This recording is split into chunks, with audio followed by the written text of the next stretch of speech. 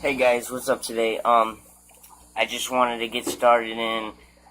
First thing we're gonna do is we're going to make our DIY above the tank turtle basking spot because they could get expensive. Some of them are made out of foam. The turtles can eat it and get really sick.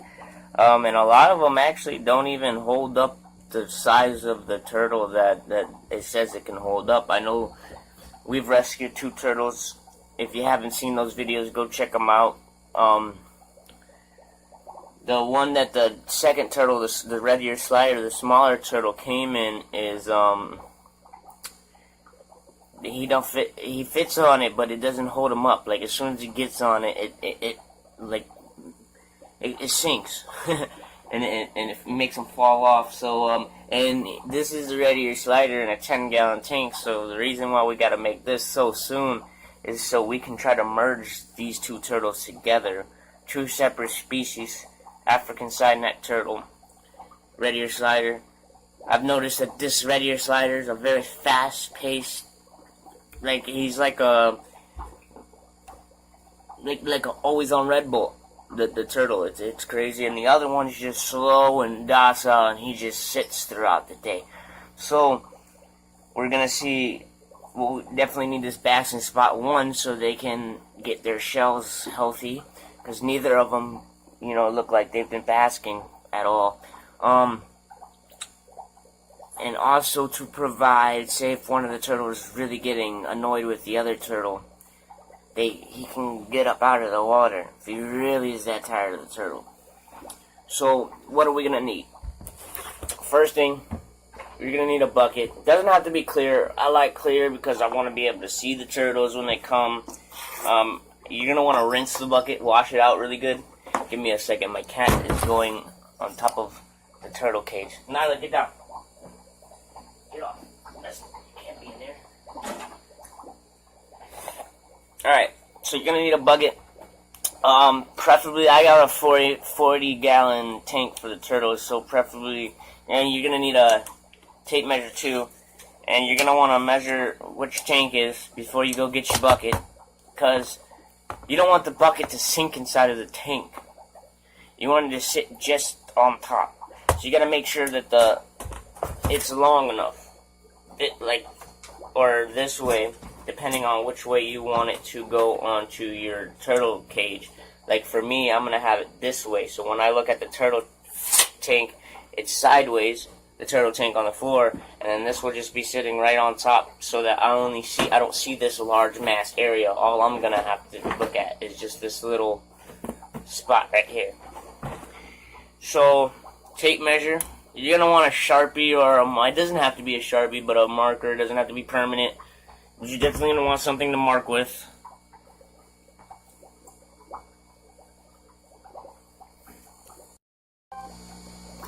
Sharpie. So this is, like I said, it doesn't have to be a Sharpie. It could be any type of marker. I just like Sharpie. Tape it, and then we're going to want a razor blade or X-Acto knife or a really sharp knife or something. I wouldn't suggest just getting a pack of those blades. These are retractable. If you don't know what I'm talking about, I wouldn't go out and just try using one of these blades, because if it falls or you're not handling it the right way, and sometimes knives have the way, especially razor blades, when you're cutting rubber or plastic, that kind of it drags. Like, it's not like a one quick motion. Like, the rubber will make it slow and harder, give you a lot of force to use. When you're using a lot of force, sometimes these things have a habit of flipping in your hand, and you're still pushing down, and you're going to cut yourself. Or even, if it flips, it falls on the floor, you can't find it, you step on it, these things are sharp, okay? So, I would recommend getting a handle. A lot of places just sell these as box cutters. Dollar Tree's got these. They're not as fancy like this, but they got them, you know what I mean? And then probably something to help you draw a straight line. Like, this is straight. It's not anything specific. It's just something I can use to draw the straight line. So what do we want to think about first before we even touch our container? First thing we want to think about is the type of turtles we have. So the type of turtles we have, I only have to focus on one because one gets bigger than the other. The red ear slider can get about 12 inches in diameter, and one fully extended neck and standing up, I say that maybe they can get about 5 to 6 inches tall. So that's as they grow, because I don't want to have to keep cutting into the thing. I just want it done, and once it's done, I don't want to deal with it anymore except for a little bit of maintenance here and there, cleaning it.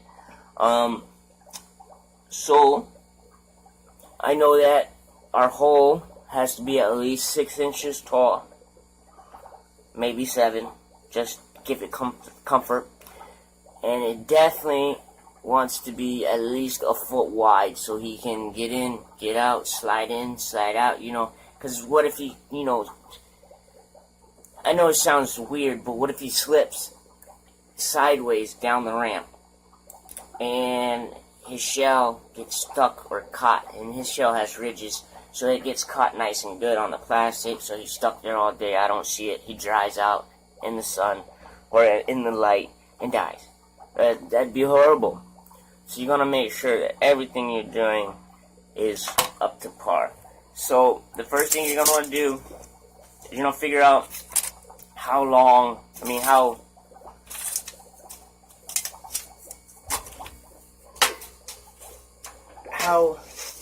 you want your hole to be, and then you're going to make markings.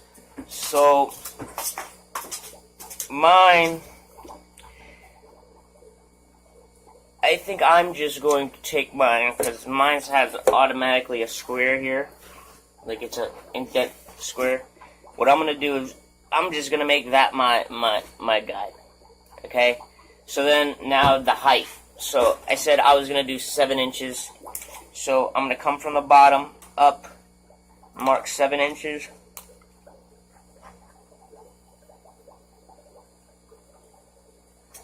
And on the other side, same thing, 7 inches.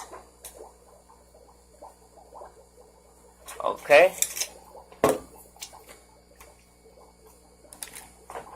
You see how I made the markings? One is here, 7 inches, and one is here, 7 inches. Okay?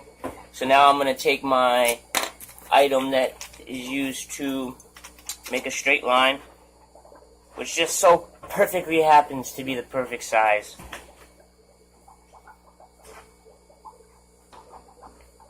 And you're going to line up both edges to the point in your markings.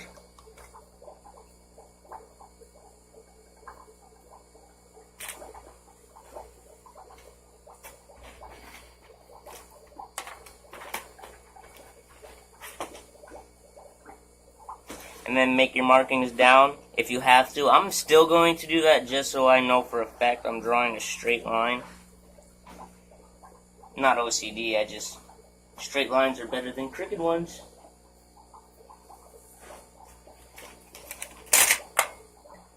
Alright, so then you should end up with this, basically, right? So now, common sense, cut it out, but don't.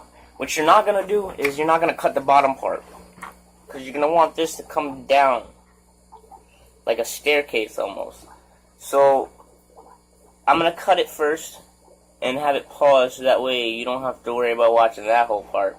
But I'm going to get it cut, and then if you still don't know what you're doing, wait till I start and show you it cut, so you know where not to cut. Alright, so give me about a couple seconds.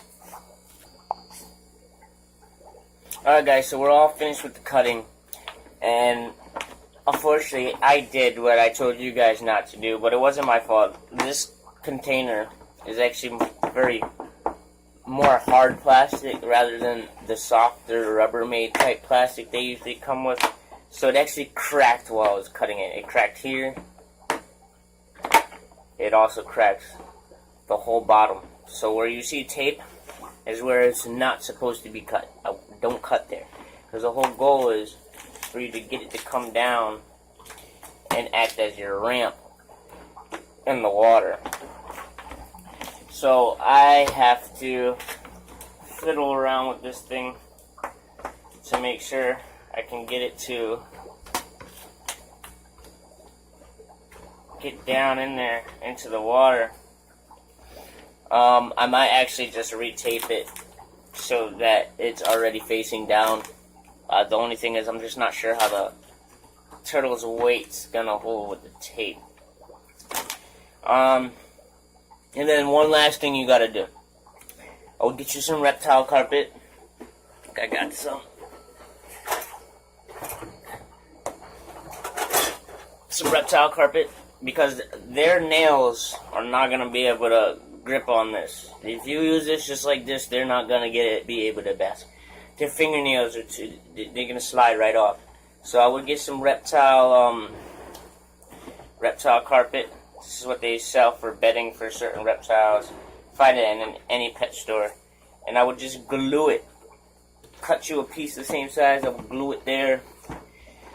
And that would serve as grip padding for them to grip on. But I know it came out pretty ugly. I know it's a pretty bad job. The container really made me mad. I might have to actually redo this again another time. But this is the basis of it, guys. So this is how to make your own DIY turtle basking area. And the only thing else that you would have to worry about is where you're gonna put your lighting, because your lighting can't touch the plastic; it'll melt it. The best advice I can give you for that, and what I'm gonna do with my lighting, is I'm going to suspend it from the ceiling.